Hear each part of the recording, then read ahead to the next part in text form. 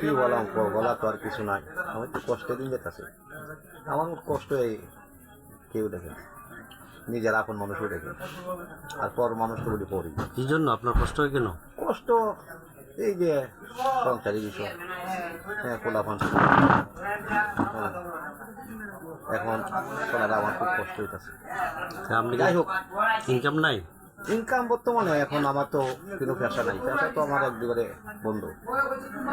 পেশা আর এমনি কেউ কি হাতে টাকা থাকলে পেশা করা যায়।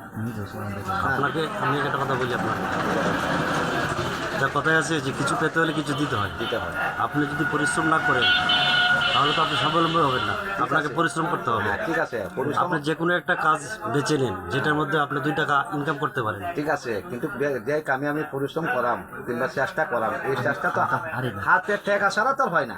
আজকা যে কিনুক চেষ্টা করতে গেলে হাতে কিছুটা লাগে। আমার হাতে শূন্য, ওই শূন্য অবস্থায় আমি ঈদ কাটাইলাম।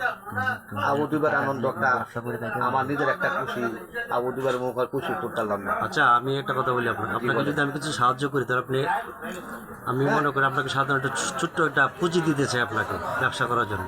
হ্যাঁ, যা এটা তো আমার লেগে সৌভাগ্য, একজনের দ্বারাতে যদি আমি চলতে পারি। যে আপনি যদি কিছু পুঁজি দিয়ে আপনাকে, আপনি কোন ধরনের ব্যবসা একটা বেছে নিতে পারবেন?